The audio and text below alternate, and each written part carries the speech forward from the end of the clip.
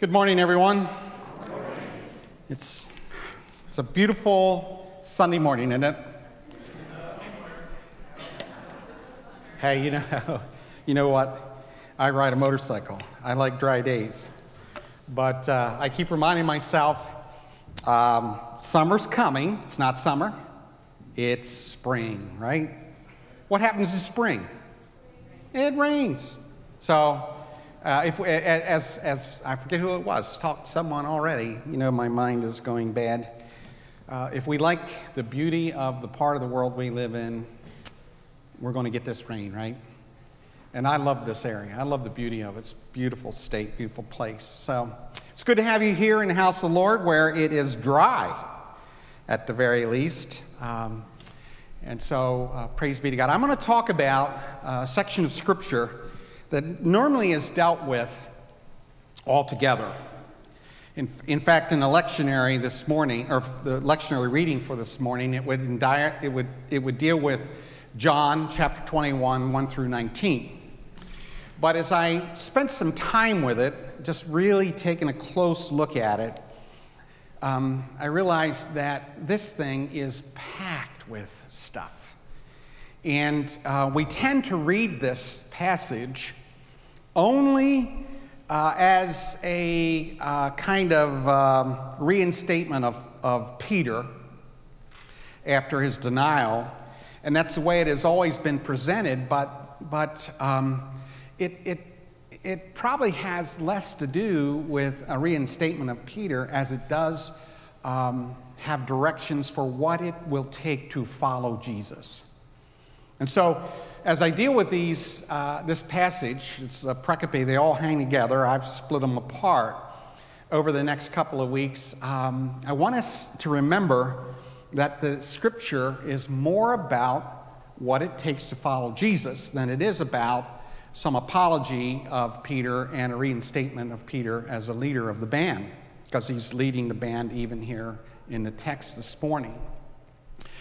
And I also just wanted to note that I do think probably in the Protestant church, we have not paid enough attention to Pentecost. We throw all of our energy into Easter, which we should really understand. But I think because what happened with Pentecost and the holiness movement in the 20s and 30s, that most of the church doesn't really know what to do with and is kind of shies away from it. But if you read my newsletter article, I had touched on this subject about how I think we need to spend some time and maybe redeem Pentecost a little bit, if you could understand it. I love the honesty of my wife, who said simply it was a confusing article. So at any rate, and that's what that's what I want out of her. I don't want a pat on the back. I want honesty, and that's what she said to me. It's a little confusing. Okay, I'm sorry. But the attempt was to say something about, while Pentecost maybe shouldn't be looked on as important as Easter, we shouldn't run past it either. And so I'll be talking a little bit more about that. Even the reason I lift up these two pillars, however, is that we are in the church year. It's a season of Easter, but the season of Easter really is a season that stands between these two pillars. And if you look at all of the texts in the lectionary, all of the texts, in fact, just look at the Bible in the in-between times where we are, they're all about what's going on in in-between time. And it calls me to really think about, I want to ask you this question to start, because it happened to me. I want to ask you this question. Have you ever gone in some place very familiar, go in all the time, go some setting, some place, whatever it is, and when you're in there, you know something is different. Something's changed. You just can't put your finger on it, but you know something has changed. It happened to me a number of years ago, that typical evening, I got home a little late, and Karen was already there making dinner. which she does because I can't cook. I do other things, but cooking, I've been banned. I can't cook. She's cooking. So I went in. I immediately thought, something's different. Something's changed. Don't know what it is. Something's changed. So I said, how's your day? And it's interesting. We have this issue about our communication styles. I said, how's your day? I should learn. She'll tell me how her day was. If you don't want to know, don't ask, right? She'll give me almost a minute-by-minute blow. And so when she's done, I know how her day was. The ups, the downs, the ins, the outs. It's funny. And then the typical thing is she'll turn to me and say, how was your day? What do you think is my response? I love it. I just love it. Either I'm not strange or every guy is, okay? I'm really glad to hear you say that. It's a really poor comment on us guys, but I'm really glad to hear you say that. Because that's it. She'll tell me this long rundown. How was your day? It was okay. Or fine. It was only okay? It was okay. She put dinner on the table. We ate dinner, conversation, right through the evening, everything. And it was only when we were getting ready for bed, she said, you never said anything about my haircut. Do you know the scene in Charlie Brown where Charlie Brown can't figure out what's going on? He goes and sits down at that little doctor thing with Lucy, and she's asking this, that. How many know the scene? Finally, she hits on it, and he yells, that's it! You know, she goes off the chair. That's the way it was that night. I knew something was changed, something was different, couldn't put my hand on it. You never said anything about, that's it! Of course, guys, what was my response? Yeah, it was a little bit sneakier than that.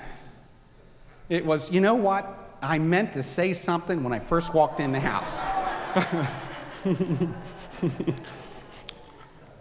You've all been there, haven't you? I tried to claw my way out of that little hole, and it didn't work. And the only reason I say that is because I want you to consider that when you read all of the texts, wherever it is, after the resurrection, that's the kind of environment that the people around Jesus are operating in. They know something has changed, but they just can't put their finger on it. Now, we don't actually know. We celebrate Pentecost 50 days after Easter. But when you look at the text, it's clear that we don't even know exactly how many days after the resurrection the outpouring of the Spirit came, but the church in its wisdom established, really kind of reached back into their history, into the Jewish history, and it's this Pentecost was a part of the tradition of the Old Testament, and established that as a day to be specific, to talk about, to celebrate the outpouring of the Spirit. But in the text, we don't know exactly how many days it was that this happened.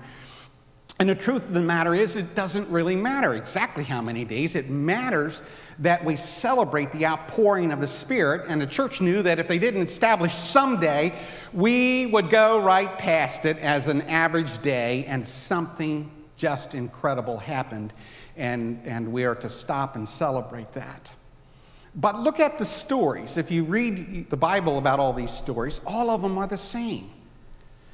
You get the sense they knew something was changed. They did. They knew something was changed, but they really couldn't figure out exactly what it was. And for example, if you look at the Emmaus story, you look at the two travelers to Emmaus, and Jesus comes along. They don't recognize him. They walk. He talks to them about all kinds of things, and they go into the evening, have the meal, and Jesus breaks bread. And in that breaking of the bread is that Charlie Brown moment. That's it. And if you look at their discussion then, they tell you that's exactly what was going on. Didn't we know something was there? Didn't we feel it in our hearts? It's that same kind of situation I'm talking about. You know, something has changed. Can't quite figure it out. And so I want us to look at the text as we consider the first part of this pericope and see that there is a dawning awareness of what this resurrected Lord is. It didn't come to him right away. It's this dawning awareness. And let's take a look at the text. Afterwards, Jesus appeared again to his disciples by the Sea of Galilee. It happened this way. Simon Peter, Thomas, also known as Didymus, Nathanael from Cana in Galilee, the sons of Zebedee, and 2 other disciples were together. I'm going fishing. He's still the leader of the band. These guys go with him. Simon Peter told them, and they said, we'll go with you. So they went out, got into the boat, but that night they caught nothing. Early in the morning, Jesus stood on the shore, but the disciples did not realize that it was Jesus. He called out to them, friends, haven't you any fish? No, they answered. He said, throw your net out on the right side of the boat, and you will find some. When they did, they were not able to haul the net in because of the large number of fish. Then the disciple whom Jesus loved said to Peter, it is the Lord. As soon as Simon Peter heard him say, it is the Lord, he wrapped his outer garment around him, for he had taken it off, and jumped into the water. They were laboring all night. But if you don't read carefully, there's important detail. Now, for all of you, especially the praise team, who have been here, don't answer. So I'm going to ask the rest of you. How many disciples went out fishing that night? 7. Wow, you are the best group all morning. Yes, 7. I gave all my stars out last service, so I'm sorry. There are 7 disciples. They're not 2, not 11, not 5, not 8. The number is 7. And by the way, the only way you get to 7 is to read carefully, because 4 of them are not specifically named. 2 of them, there's no way to tell who they were at all. Why isn't there 5 or 11? Why isn't there 3 or 8? Why 7? Come on, one of you disciple members. Perfection. Thank you. That was a disciple member too. We don't tend to know this. We have to be taught it. That numbers were given meaning in that environment, Old Testament environment, in the New Testament, first century environment, and had specific meanings. And particularly, if you go to the Johannine corpus of literature, the Johannine corpus of literature simply is a fancy way of referencing all at the same time, all at one time, the Gospel of John, 1 John, 2 John, 3 John, and the Apocalypse, what we call Revelation. That group of literature was written by what is called the Johannine school, the followers of John. All of that literature carries things that are similar in that corpus of literature. And John, more than the other gospel writers, really uses symbolism. And one of the things he uses here is the number 7. And what he's saying there is that he doesn't need to say everybody. What he's saying here is that it wasn't 1, 2, or whatever, 7. It's not important that there were even 7 there. We add up 7. What is important is this. He wanted to say, every one of them, all of the disciples, don't get it. They know something has happened, but none of them get it. What happens here in this passage particularly is Peter takes a lot of heat. It really is the passage where people go to and all they point out is Peter gets it from Jesus 3 times, when it's not really about that. So what he's saying is Peter may get the heat, but none of them understood. 7 is a perfect representation of the followers of Jesus. 7 says it all. None of them understood what had taken place. All of them know something has changed, but they can't quite put their finger on it. And then a stranger shows up on the shore. Now, it's important for us to know this text is written after the fact, and so John almost parenthetically includes that it was Jesus, but if you take a look at it from the perspective of the people on the boat, they do not know it's Jesus. A stranger shows up on the shore and says, hey, everybody, you haven't caught any fish, throw your net out on the other side. And so they throw their net out on the other side, and suddenly they get a large catch of fish, and it's in that large catch of fish that the disciple that Jesus loved, ostensibly John, is that Charlie Brown moment. It's the Lord. And in my crooked way of looking at things, I think the reason Peter ends up in the water is because John says, "It's the Lord," and Peter does the little, and he ends up in the water. It makes more sense, doesn't it? All of a sudden he's in the water, so he swims ashore. And because it's in that sudden haul, that large haul, that they have this sudden awareness that it is the Lord Jesus Christ. Now, I must admit, for years, many, many years, it bothered me to no end that in all of these appearances, nobody knows it's Jesus. The two on the road to Emmaus, they walk with him. Now, I believe that Jesus appeared with his transformed body, but it isn't like he shows up in a Groucho Marx, glasses and nose and everything. That we understand in heaven, the Bible tells us we will know and be known. So even in that transformed body, this has to look like Jesus. And the same thing bothered me about, the scene where this young lady is being chased and her life's in danger, but she gets to the car with plenty of time to get her key in, get the door locked, and all she does is fiddles with the keys. I'm thinking, every time I see that, it's the biggest key. Isn't it the biggest key on your keychain? You have some other key. It's the big one. Pick the big one. And it always bothered me that Hollywood used that as a way to get the girl caught. Until I really saw some information on what fear does to you. Fear and that which is beyond our ability to grasp. And fear is powerful. Fear causes the brain to lock up, to stop functioning, basically, except for one thing. The old fight-or-flight syndrome. Fear causes the body to not waste the brain to not waste any energy on 2 + 2 is 4. You're not thinking that. You're not thinking anything.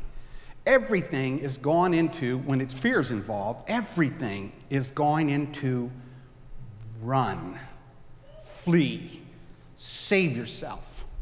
And there's nothing left over for the thinking process. The same is true when something happens to us that might not be an issue of fear, but is an issue that is so out of what we can understand, so out of the ordinary, that the brain can't put it together, and it locks up.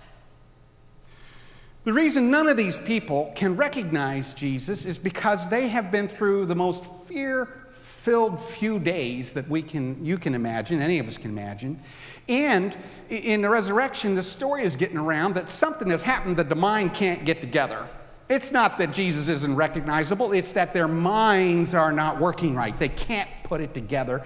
And the same thing happens here.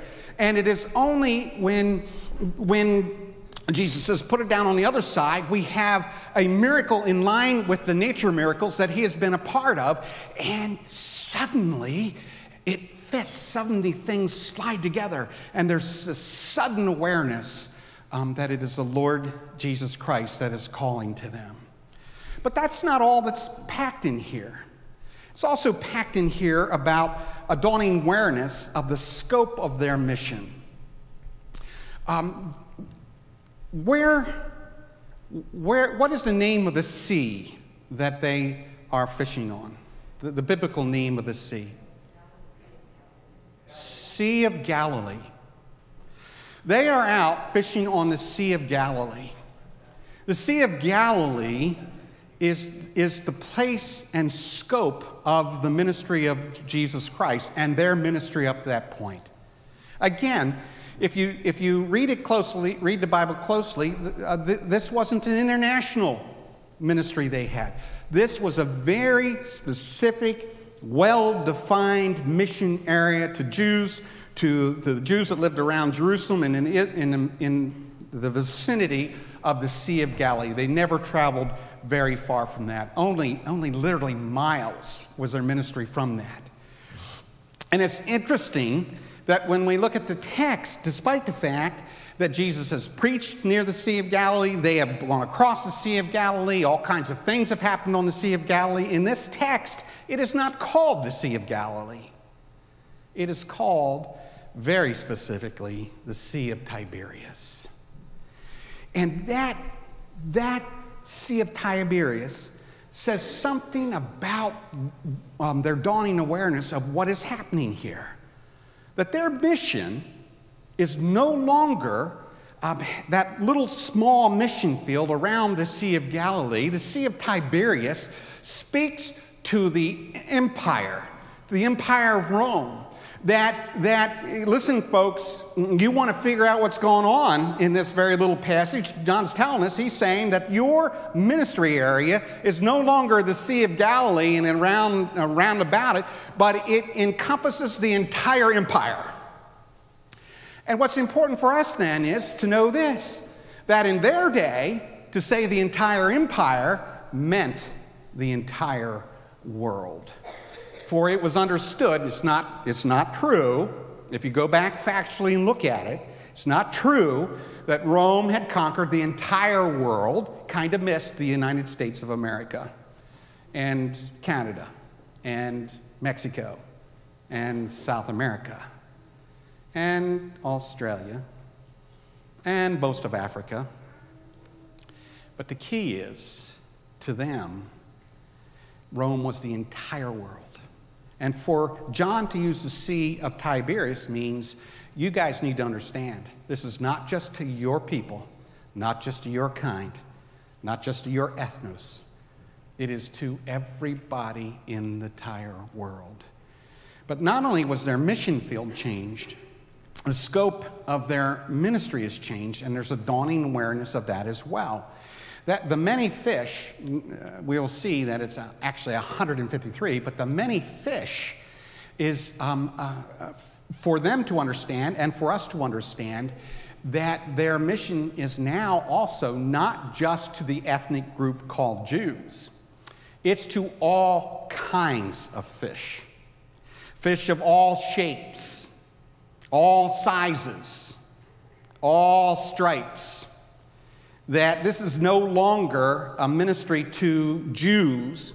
This is a ministry to literally everyone around the face of the earth, and it doesn't have to be ethnic Jews around the face of the earth. And I really believe this in the day in which we live in, where this seems to be this tendency to draw back to our own. Now, mind you, what's very important is that they had difficulty with this too.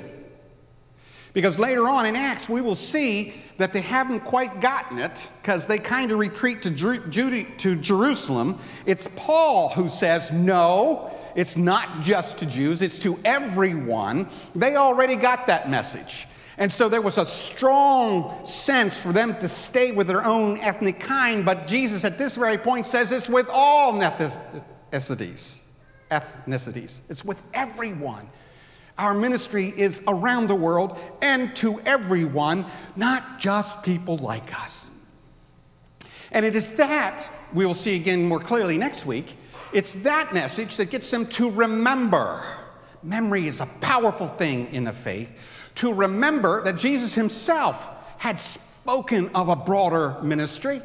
He had spoken to them earlier that there were other sheep of other pastures, other folds, which were to be drawn in that they were not aware of. And the power of that is this: you and I, we need to understand this. You and I are the product of Jesus reaching out to the sheep of other folds. That's who we are. That's how we are included. And not just specific ones, but it is thrown out generally to all of us are a part of the sheep of other pastures. And I think the power then, one of the real powerful things about this passage is it asks us today to get real clear on whom it is you follow. They knew something had changed. They couldn't quite get their finger on it. What had changed was that, lo and behold, Jesus had returned from the dead. But more than that, what had changed was the scope and nature of the ministry that they're called to. It is massive. It is around the world. It is one that they had not been able to conceive of or to think about, that they suddenly have been made a part of. And that's the same Jesus that we follow today. It's massive. It's around the world. It's to everyone. Everyone is included, no matter the shape, size, stripe, color, whatever. Everyone has been included in that great hall, and that's the ministry that we are called to.